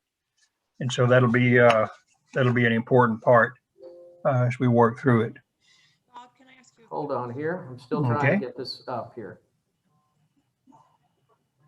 So while he's doing that, our conversation, if you have a listing and there's a tenant in the property, there you go. And if you can even make it bigger, that's good. Sure. But if you are taking a listing, you've got to have a conversation with the seller. So what are your intentions here? Are your intentions to sell the property with a tenant in place? Or is the tenant getting ready to go? When does their lease expire? Because the sale of the property does not terminate an existing written lease unless the parties agree otherwise. And so your seller needs to make a decision. And so based on that decision, your seller will know how to interact with the buyer, because the buyer needs to also make a decision. As you represent a buyer and they find a property they really like, and they know there's a tenant in it because there was somebody in there, or that's what it said in MLS as they previewed the property, the buyer needs to make some choices. The buyer, may say, nope, I want the house. I'm going to live in the house. I want that lease terminated. Well, that's a choice in the lease. In the addendum. It's A, and so they deal with that. Now, there's some important language. It's in bold print. It's in notice in paragraph A of the addendum. This paragraph will not amend or terminate any existing lease. Consult an attorney and refer to the residential leases for rights to terminate before agreeing to this provision. And this is really important for the seller to understand and to know that they can enter into a contract with a buyer, but that doesn't affect the lease. So both the buyer and the seller have to make a decision how they want to move forward. And that decision is going to be reflected in this addendum. If they want to terminate the lease, they start off with paragraph A. Say, yep, this is done. It's going to be gone. It's over with. That's it.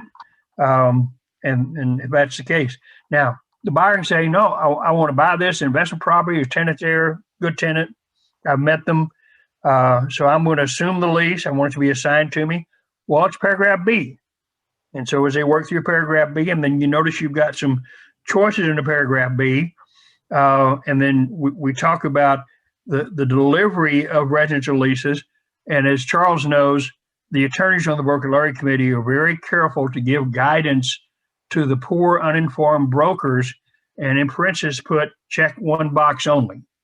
Because, as brokers, we're not all that bright, and we don't know that these are mutually exclusive boxes. So we need to know, okay, pick a box. Can't do both of them. Got to pick one. And it's always very helpful to have that instruction there. And we always appreciate the attorneys looking out for us there. But you do have to check one. Either the buyer has received the copies or they have not received the copies. Now, notice if the buyer has not received a copy of the lease, then seller's going to provide it. He's got 3 days to do it after the effective date.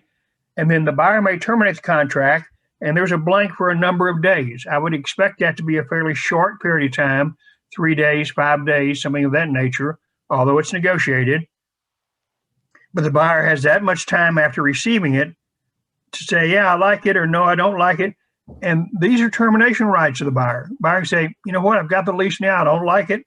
I'm not willing to do this deal with this tenant in the property, this lease in place. I'm terminating the contract. I'll get my earnest money back.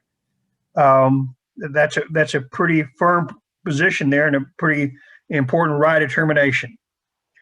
We then have in paragraph B, 2 and 3, some affirmations of the seller. We deal with the security deposit because the buyer needs to understand when they assume a lease, they now have all responsibilities on the terms of that lease. They're the new landlord. They have all the responsibilities, including the security deposit.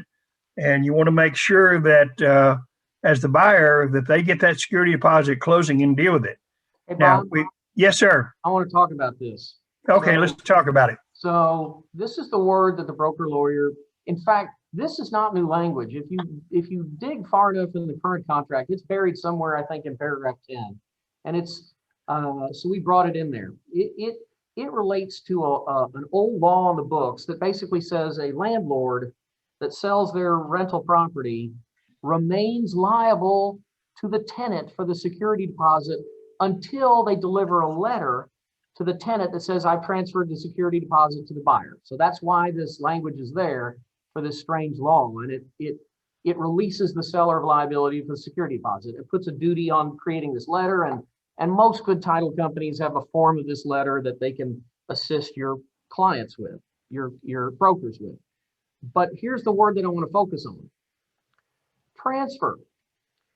In commercial deals, security deposits for shopping centers or office buildings where there's lots and lots of leases, and there might be 6 figures of security deposits, that's usually not a transfer. What that is often is a credit, where the seller gives the buyer a credit in the cumulative amount of the security deposit.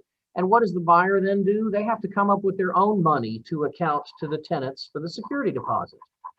So I'm a little worried that this is not specific enough, and that some title company, you could get down to the closing and then rather than the seller bring their money to the closing, deposit it with the title company and have the title company move that money to the buyer as a security deposit, you might see credits in favor of a seller.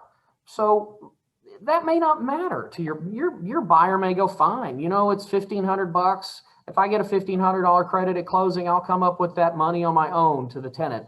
But there may be other buyers to whom that's very important that says, no, I want that money delivered to me at closing. I want that transfer. So make sure the title company gathers that money from the landlord seller and brings it to closing so they can cut me a check. So that's interesting. So that's going to be the policy of a title company, because the language here, as opposed to in paragraph 5, is specific to the seller transferring the security deposit. yeah, and we're relying on the title company facilitating that, but it's an obligation of the seller. I can see a seller saying, I did, you know, let's say it's after closing and the buyer says, where's my security deposit? And the answer that they get, which they don't like, is, oh, I gave you credit for it. Look on your closing statement. See, that's how the transfer was made. And so there's a misunderstanding of there's missed expectations by the buyer. So this is something that you'll want to good brokers will discuss ahead of time with their buyer clients and with the title company to make sure that this gets papered the way they want it to be papered. Exactly. That is an excellent point. That's another responsibility of the agents, understanding what's being done here and make sure they don't automatically just presume it's going to be done. Everything is fine. So they have the conversation. So your client, buyer and seller, understand here's what's going to happen in closing relating to the security deposit. I think there's some really interesting affirmations in paragraph B3 from the seller. While we don't have this a lot of a challenge in residential, except when you get into apartment complexes and duplexes where people have cut deals, and we've had that experience in the past. But we talk about, I think it's important that the buyer understands, seller is saying, hey, we do have a lease. It's in effect. It's a full-blown lease. There's no default here. There's no prepaid rent. Buyer doesn't want to close on the property, call the tenant up for the next month's rent and say, oh, wait a minute. We paid 6 months in advance to the seller, and he gave us a discount because we paid cash. So don't you have that? Oops. And so you haven't done any repairs, how many offsets in there? You know, there are no claims against it, no disputes. There are no other agreements outside of this. These are really important affirmations. If you got the listing and your seller is going to allow this lease to be assumed, you need to have the seller read this. You need to say to the seller, okay, you need to understand these are things you're affirming and they need to be correct, or the buyer can come after you after the fact. And so you need to make sure that these in fact are true. And there's even provision in number 4 that if it turns out where it's something not true, then they're going to cure it. And if they don't cure it, then it gives buyers termination rights. And let's talk about that a minute. I think it's going to be this provision right here that you see come into play. So you sign the contract. You're going to sell rental property to a buyer who's going to become a new landlord, and the crux of the deal keys in on the property being income producing property. It's flowing money, it's cash flowing, it's good. So a buyer doesn't want to inherit a tenant that's in default. Well, let's say at the time they signed the contract, the tenant is completely good, it's clear. And let's say we've got a fairly long close, let's say it's 45 or even 60 days from from effective date to closing. And between the time they sign the contract on the effective date and the closing date, the tenant goes into default. So one, this language here says the seller has to tell the buyer about this. Hey, you need to know that last month I haven't received the rent yet. And then it puts a duty on the seller to cure it, to make it right. You got 7 days to go get that rent. And if they can't, then it gives buyers remedies eventually to terminate the contract here. So that's where I think you might see it come into play. And I do find it interesting, Charles, that the remedy for the buyer is a sole remedy. Yeah. All they can do is terminate the contract. Yeah, I think They don't get to sue the seller. correct, because we don't want to punish the seller for conduct of their tenant. Like they're doing all they can, and if that tenant is not paying, and let's say it's a COVID related job layoff or something, it's not their fault and the money's not flowing. If the seller can't get the money, the seller can't get the money. It shouldn't be punished, be liable for millions of dollars in damages or whatever. The buyer should say, look, I'm not going to buy this property if it's not cash flowing and you can't get them to pay. That's the idea there. Excellent. Okay, any questions on this before we go to the fixture leases, which is a little bit more of a challenging one in my mind, somewhat? Any questions on the residential leases? Okay, are you able to pull up the Yep. fixture leases? I will do that. And remember, seller or buyer, whichever, doesn't matter which side you have, you need to be aware if there are fixtures in the property. You need to be looking for things like water softener systems, security systems, propane tanks, solar panel, anything of that nature. And you need to ask the question, is there a lease that goes with this? Do you own it outright? What do we have going on here? And again, just like dealing with residential leases, in paragraph 4 of the contract, the paragraph 4B, if that's checked off with fixture leases, then this addendum will be attached to the contract and listed in paragraph 22 of the contract. So there's some important language now. In paragraph A, we describe the typical types of fixture leases we may experience in a residential property. The one that I think typically tends to give us the greatest grief are solar panels, although security systems are coming in with a close second here. But the big problem with solar panels is those leases, some of them are just gosh awful leases. And I don't want you as an agent to ever fall into the habit of, in any way, shape, or form, trying to explain the provisions of a solar panel lease. Some of those are a book. Some of those are like 30 pages. And so you need to make sure if you've got the seller, he's got a solar panel system, he's got a solar panel lease, you need to advise your seller to have an attorney advise him on the terms of that lease, whether or not it can be assumed. Some solar panel leases cannot be assumed, cannot be assigned. They're the responsibility of that owner of the property, the person who finally the lessee in the property, forever. Some of them are just gosh awful. Some of them are like 20-year leases.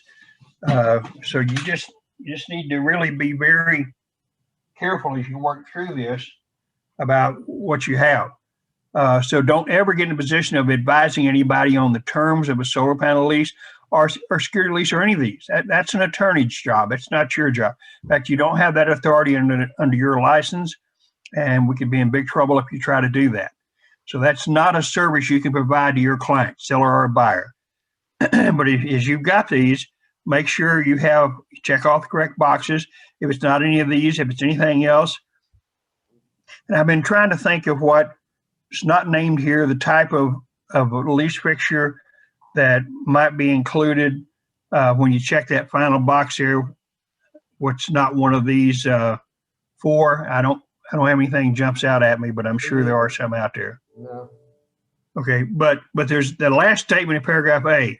All rights to the lease fixtures are governed by fixture leases. So in the lease itself, and it talks in paragraph A1 about the lessor That's the company that's actually leasing the solar system or security system to the owner of the property. That they're the ones in control of that lease, and that lease cannot be affected by this addendum or this contract. It's a separate document.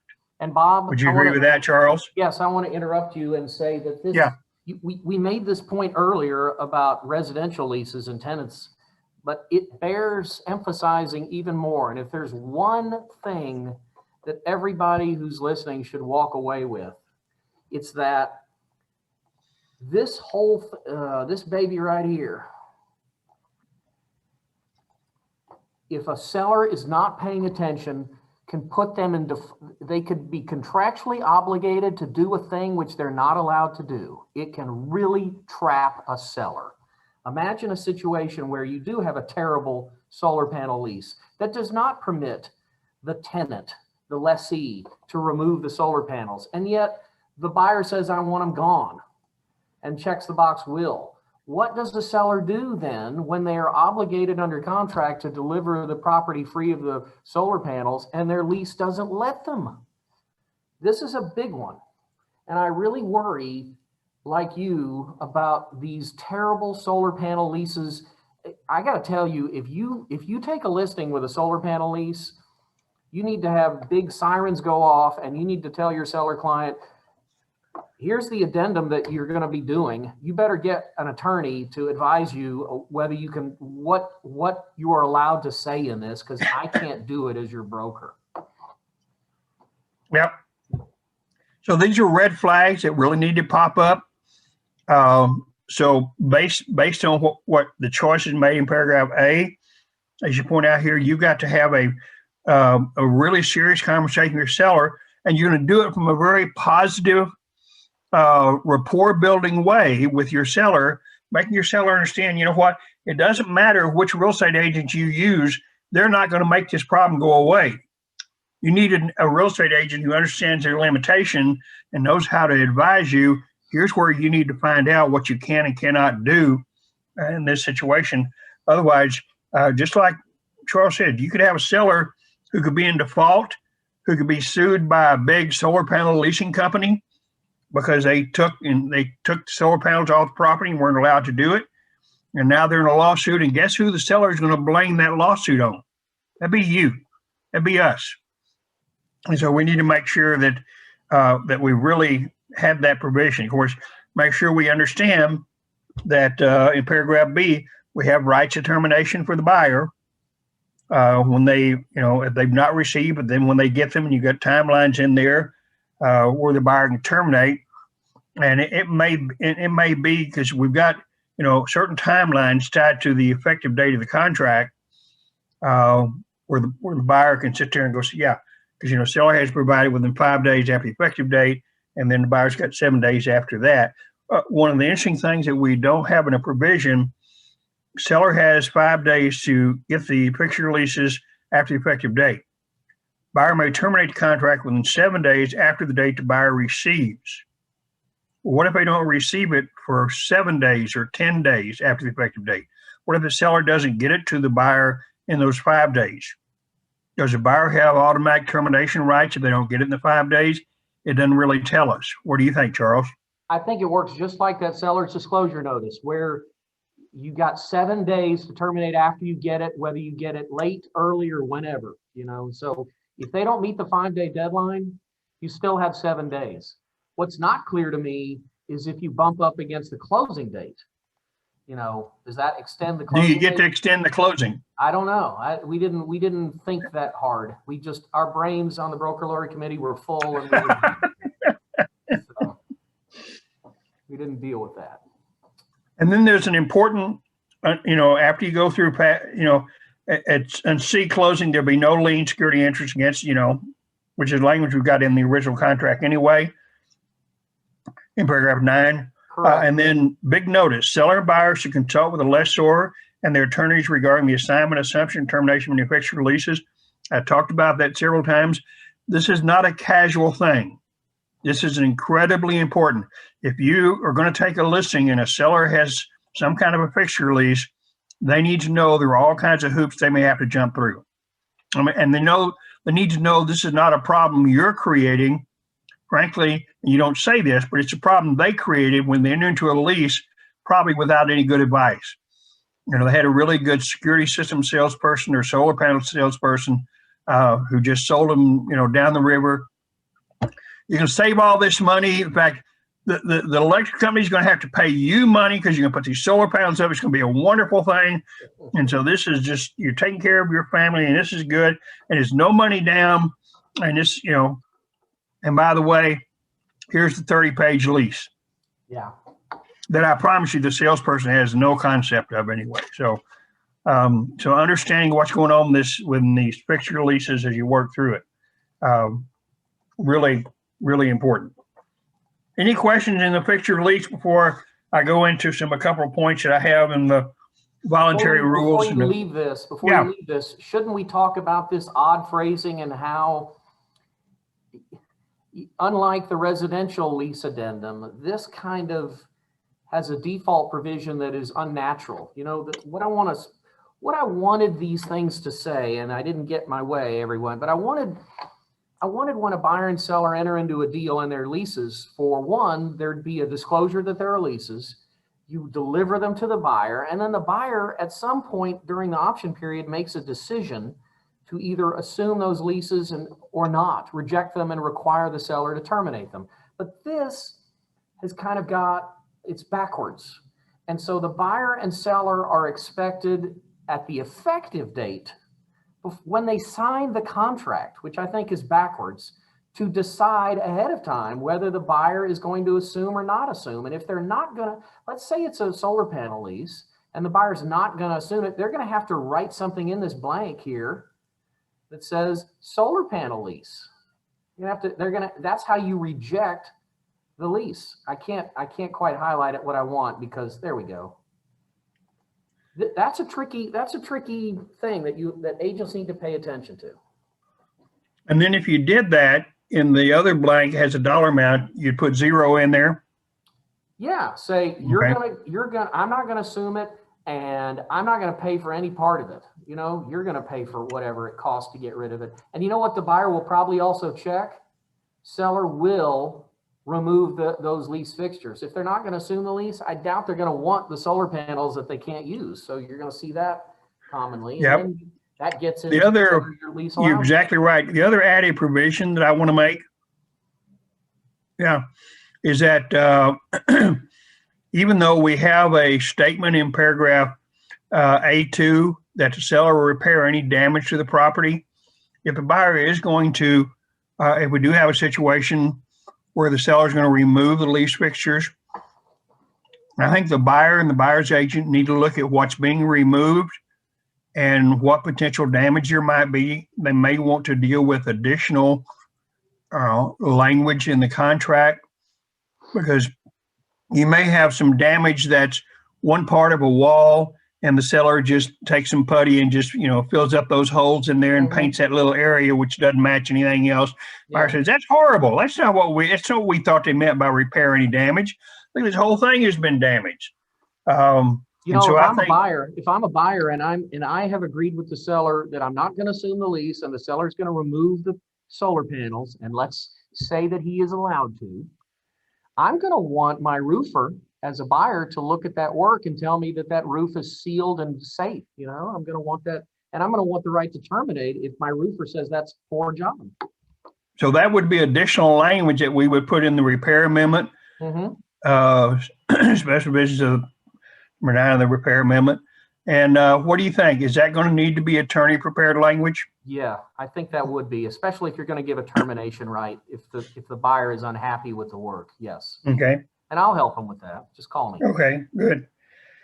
Okay, so, and I agree, because you and I had talked a little bit earlier about we don't have that nice little umbrella phrase like we do in a residential lease where the buyer can say, yep, terminate or not terminate. Yeah. Here they don't have the buyer doesn't have that little thing that says, I'm not assuming any fixture leases, and that's the box I'm checking. So they kind of have to back into it in a default way. Yep. So that's a little bit of a challenge as you work through it. Now, as we work through and this kind of gets into the document that I created that Charles hadn't really had a chance to totally review, but that I've sent out to everybody else. It's best practices for voluntary use. And then I've got a little bit of something in the post-mandatory, just a paragraph in there. And I look at it from a buyer's agent perspective and a listing agent perspective. The buyer's agent perspective is a very proactive perspective. When you're in the voluntary period, assuming that the new contract forms are then available, and let's say it's February the 25th, they're now available. It's in the software, it's in zip forms, it's in whatever you're using. And so your buyer has the choice of the new one or not the new one. And remember, the buyer's going to be relying on you for some good advice here. The buyer is not going to sit still for your lecture. They're not going to sit still for your 2-hour class on, well, now let me explain to you the changes here. And here's what they are, and here's how this, they want you to handle it. They want you to be able to tell them, here are the key points, here are the key choices I've got to make, and this is what it means to me, without you stepping over the line and practicing law. You need to be prepared to do that. You can only do that if you're familiar with the changes in the contract form and the 2 new addenda, because you've got to be proactive. When you're looking at a transaction, particularly if your buyer is trying to buy a property, it's a hot piece of property, it's in a multiple offer situation, the impact of which form you choose could impact on the seller accepting your buyer's offer. And so you need to have an awareness of how that could impact on the transaction. So you've got to be able to deal with that. So when you're going through that, you're very proactive, you're looking at it, you're making your buyer aware of, the big changes. And the first thing is, hopefully at this point in time, you already have information from a listing agent. If there are fixtures, if there's a residential lease, if there's anything going on that really impacts on you moving towards the new forms as opposed to the older forms. The provision of the option fee, for most buyers, it's not going to make any difference. They really don't care who they're paying the option fee to. Seller, title company.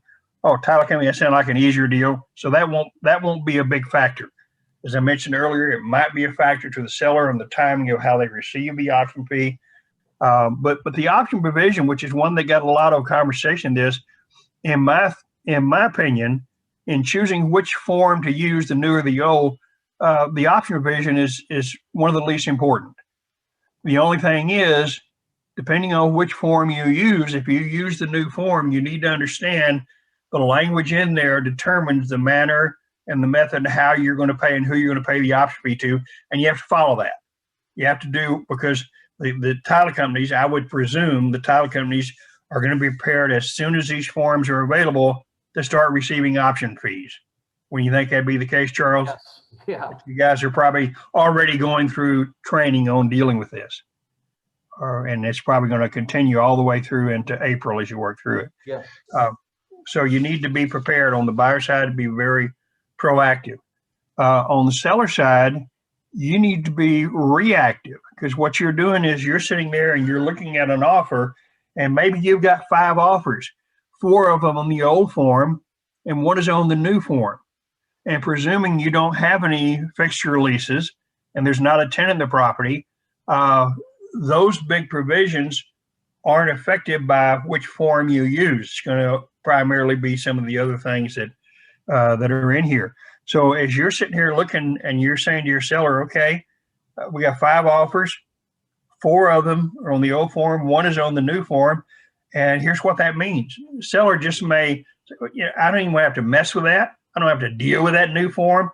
Here's what I'm used to. Here's what you've given me a copy of. I understand how this works. Let's do that. In fact, your seller may choose one offer over another based on which form that offer is written on. And you need to be able to be prepared to explain that to your seller. Now, if you've got fixture leases, or even worse, a tenant in the property, you really need to be in that new form. I mean, your seller needs to understand, here are the provisions. Here's what this is going to do to you. Here are the consequences, and here is how this is going to impact on you. But you need to be in that very important reactive role from the listing side.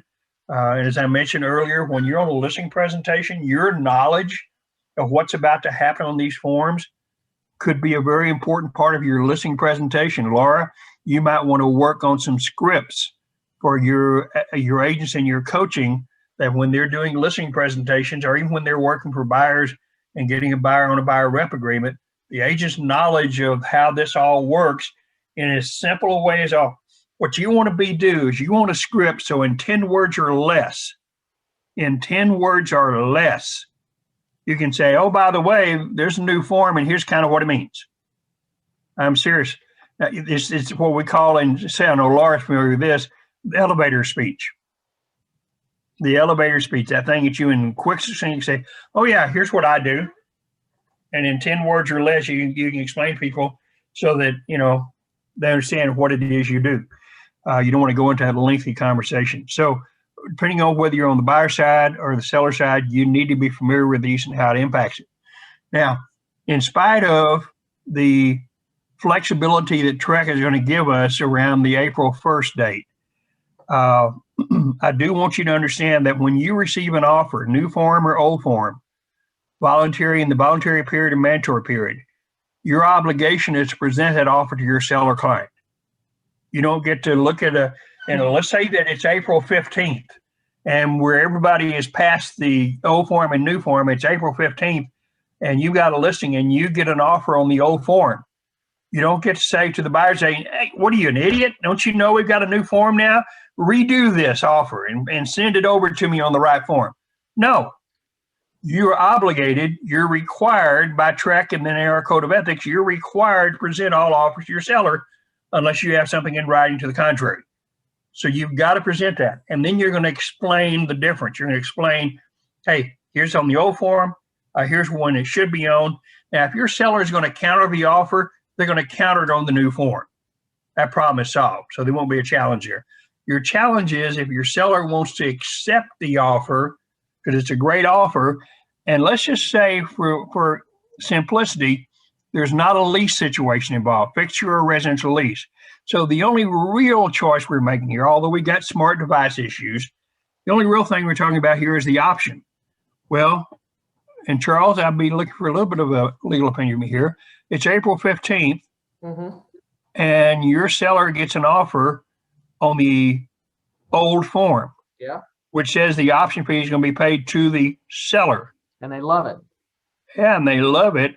So when you take that and it's accepted, it becomes a contract, you take that to the title company, aren't they expecting the option fee and earnest money? But when they see it was on the old form, they realize, oops. So now the seller and buyer have agreed that the option fee is going to be paid to the seller. Can they do that? Yes. Now, let me say some. Republic Title has receded old, outdated contracts before from not usually people who aren't represented by agents that pull it up off the internet and they're using it, and those can still work to close a deal. So let me react to your scenario, for your fact scenario. One, the title company, the closer or somebody should call the agent discreetly who brought the contract and say, do you realize you're using an outdated contract form? You realize it's not the latest? And if the answer is yes, my seller loved it so much that they didn't want to counter it and they wanted to accept it, and that I have explained in writing to my seller that this is not the current contract form and they have instructed me in writing to accept it anyway, then I think the agent is probably safe from discipline. I think you have a binding contract between seller and buyer. You can do that if it's the seller's decision. But you got to be very, very careful as an agent, because if you had a situation like that where the seller says, I don't want to counter on the new form, I want to take this and run with it to the title company, then that agent says, well, then I need to get something from my file that's very clear and in writing from you that says you understand this is not the current form. You understand there may be issues that are not dealt with in the same way as the new form, and that you are instructing me to do it anyway. And that you might even have you or me help them with a hold harmless. You might even want your own client to say, I hold you harmless by instructing you to do this. And if they want to go down that road and it's really that important, you could theoretically do it that way. But that's going to be pretty rare. It really will. I hope it is. I hope it will be. Although I'm clear from past experience, for at least the first couple of weeks in April, we'll be getting offers on the old form. You will. You will. And that's just how that works. And I think to your point, and the two important points there, one, from a liability standpoint, as long as we have proper instructions and agreement from our client, we're in better position with track. The other thing is, I think it's good service to our client. We've explained to our client, here's the difference, here's the situation. Now, I think it gets a little more complicated if there happens to be fixture leases involved. Yeah. And I think we need to make sure they understand, hey, maybe we're not going to, let's go ahead and get to a contract, but as soon as possible, we need to amend this contract and add that fixture lease. Correct. That addendum. So we need to be able to work through that. But we will have that. But remember, our first clear obligation is you get an offer, you've got to present it to your client. You don't have the choice of, because if you call the buyer's agent up and harass them and fuss at them and then you never hear from that buyer again, and that buyer actually ends up talking to your seller and say, I was really surprised you didn't like our offer. And so, what offer? I never saw anything. What do you? And then you're in big trouble. Yeah. So we got to really make sure we work through that. So as we work through all this, the big thing is, and I've said this a couple of times, but and I understand the human nature factor. We tend to wait until something's happening to make sure we understand it. Can't happen here. You need to do your homework. You need to be reading the new contract form. You all have it. You need to be reading the new addenda. You need to read my document of best practices. You need to be prepared to ask questions of Laura and myself, our agent hotline. You need to be ready to say to your client in the middle of February to March 31st, I understand these forms and here's what that means to you. I think this is going to give you, a listing agent, an edge over other agents who won't understand it to the level that you do. Same thing with buyers. I think if you'll step up and do that, this will be an opportunity for you to operate at a higher service level, and that you'll shine and it'll make a difference, because it's best service to the client to be able to do that. So I think that'll be an important thing for you to do. We're about there, guys. I'm really impressed that I lasted the whole 2 hours, and Charles did too. And I greatly appreciate him being here. We have some questions. Any last second questions for anybody? We all lose all our people here. Can I ask a quick question? Can you hear me, Bob? Question? This is Tiffany. Can you hear me okay? I cannot. Speak up a little bit. Get your mic up. Okay. Can you hear me okay? Speak a little bit more, Paula. A little bit more. Or who is this? Who's talking to me? Tiffany, can you hear me? Tiffany, can you speak a little louder, get it a little bit closer to you or something, because I can barely hear you. Okay, how about now? Better. It's a little better. A little better? Go ahead. Okay. I might type it in the chat, but question about is the amendment changing at all? And if not, when it comes to extending the option, does that additional option fee, is that paid as it's listed in the amendment to the seller, or does that go to title now? You caught me. I know that I think the amendment is, the question was, is the amendment changing also? The answer to that is I think so, but it may not be changing the way that you want. There were two forms. The reason that these did not get promulgated for voluntary use at the November 10th meeting is that TREC forgot to address the changes as they affect two other forms. And so they have to have a special meeting on Tuesday, the 16th, to adopt those other forms and to bring everything in line. And I believe the amendment of contract is one of them. I've been so busy with other things I haven't looked. I don't know off the top of my head, and so I'm going to get an answer to Bob in a few hours, and he can relay it to everybody, whether the amendment of contract as updated by the new form will allow for the delivery of additional option money to the title company. I would think that would be a natural thing, but we got to be careful, and we have to do exactly what the contract calls for. If it just says seller has paid, past tense, an option to the buyer has paid to the seller, then it's going to be the same as it currently is, and you're not going to take anything to the title company. Typically, it's not a big deal. Typically, additional option consideration is not a lot of money. So while I don't want anyone to screw it up, and I don't want anyone to jeopardize their additional option, remember, we're usually talking about a tiny fraction of the amount of money of the option, and the option's not usually a huge amount of money. So keep it in perspective. Hopefully it won't be a big deal. Yes. Good question, Tiffany. Anything else?